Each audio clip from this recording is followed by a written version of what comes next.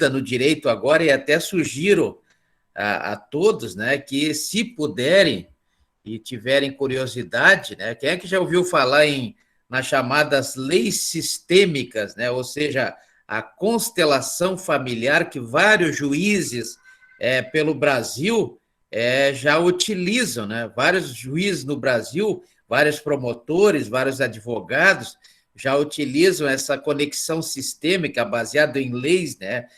Na verdade, são três leis: a lei do pertencimento, a lei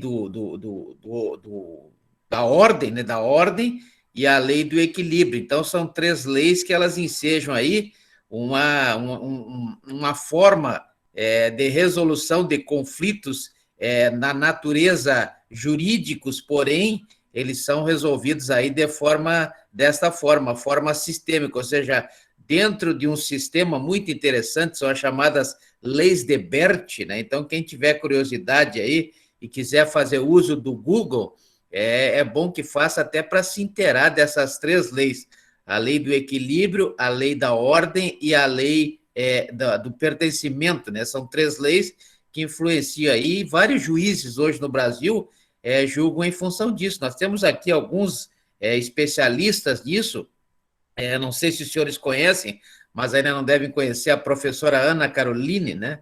A professora Ana Caroline, que ministra aí direito ambiental, eu não sei qual é a outra disciplina que ela está ministrando na UVERS, mas é uma professora especialista aí nessa questão das leis sistêmicas. É um posicionamento novo do direito, e para os senhores que estão começando agora, é interessante que procurem aí saber, pelo menos, como é que funciona, para que tenham aí a ideia do que é pertencimento, o que é ordem e o que é o equilíbrio, ou seja, o conjunto que forma a chamada constelação sistêmica, né? Constelação sistêmica, que é uma forma nova aí.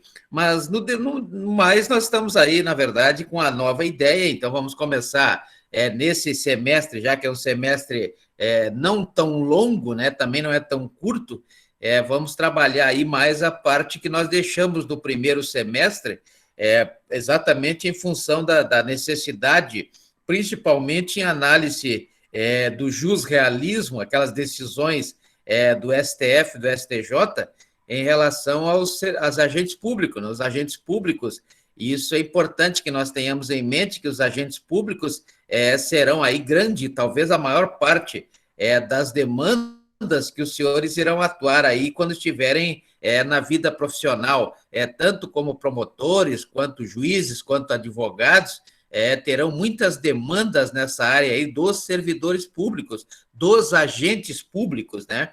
Então, nós já vimos que os agentes públicos, eles estão lá na Lei 8.429, de 92, a lei que traz aí a improbidade administrativa, que não é um crime, já vimos isso, né? A Lei 8.429, de 92, ela tão somente regulamenta o que prevê o artigo 37, parágrafo 4º da Constituição Federal, e nós temos lá a figura do agente público, como também temos ela no crime, né? O crime, ela aparece na Lei 13.869, de 2019, que é a lei que trouxe o crime do abuso de autoridade, né? O crime do abuso de autoridade, uma lei que, inclusive, traz aí a penalidade para o próprio juiz, como já estudamos lá no artigo 9º da Lei 13.869, de 2019. Então, nós vimos também no artigo 2º, no parágrafo único, essa definição de agente público.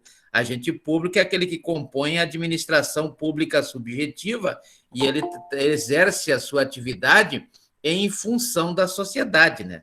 Exerce atividade em função da sociedade. Esse é o agente público. E o agente público, ele se dá em várias espécies. Então, quando se fala em agente público, se fala em termos amplos, né? Ou seja, lato sensu, porque nós temos várias espécies. A espécie de servidor público, ou seja, os agentes públicos administrativos, e esses agentes públicos administrativos, eles poderão ser agentes públicos administrativos tipo servidores públicos, poderão ser tipo empregados públicos, ou poderão ser ainda os empregados ou servidores públicos temporários, né? Então, temos os servidores, os empregados e os temporários, logicamente, são os que compõem as espécies que compõem esta também espécie do agente público, que é o agente público administrativo.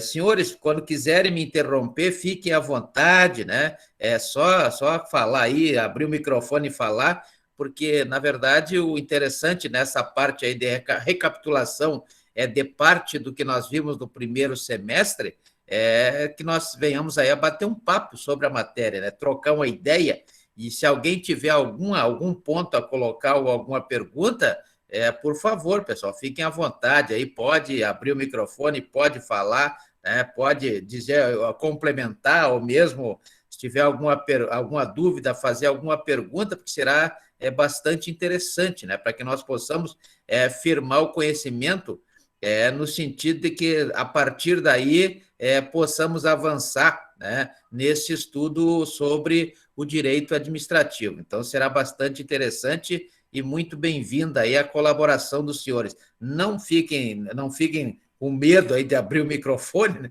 Fiquem à vontade. A hora que quiserem, pode abrir o microfone aí e falar. Bom, então, voltando aqui ao critério do agente público, que é um componente da administração pública subjetiva, existem aí 5 espécies, né? A espécie dos agentes públicos administrativos, os agentes públicos credenciados, os agentes públicos delegados, os agentes públicos honoríficos e os agentes públicos políticos. Então, são as 5 espécies de agentes públicos e nós iremos estudar aí o regime de cada um, né? A forma como são contratadas, a forma como são demitidos, não é verdade? Então, o regime de trabalho, os direitos que eles têm, não é verdade? Não só os deveres, mas também os direitos que os agentes públicos têm perante a administração pública. Quando se fala perante a administração pública, o primeiro assunto a ser tratado e observado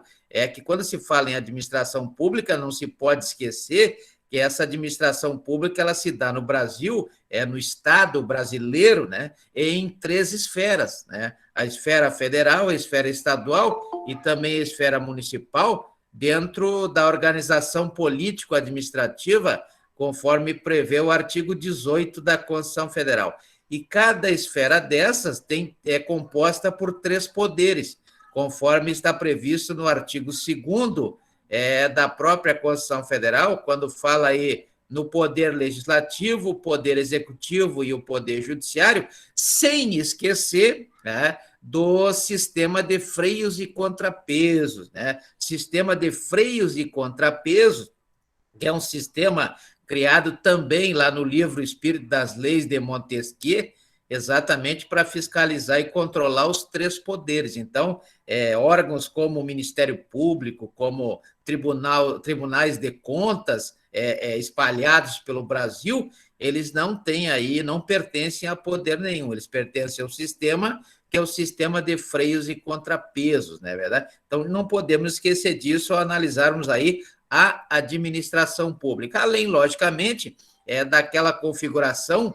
prevista no caput do artigo 37 da Constituição Federal, prevista no caput do artigo 27 da Constituição do Estado do Acre, também prevista no artigo 12 da Lei Orgânica do Município de Rio Branco. Não sei se os senhores tiveram a curiosidade de dar uma olhada, mas se não tiveram, por gentileza, tenham, né, deem uma olhada nesses artigos que eu estou citando, para ver que a administração pública, dentro das 3 esferas, ela é, logicamente, dividida em 2, né? A administração pública direta e a administração pública indireta. Então, nós temos 2 tipos de administrações públicas. Não confundamos aí com as atribuições, as funções, as competências de cada uma das administrações públicas, que, como nós já vimos, né, e está aí nesse post pretinho que eu mandei aí no Classroom, né, e está aqui exposto para todos os senhores, a administração pública, ela tem todas elas dentro das suas esferas, tem lá as suas atribuições, as suas competências, né, as suas funções, que são as funções objetivas e subjetivas. Objetivas e subjetivas, como já comentamos bastante lá, bem lá no início, né?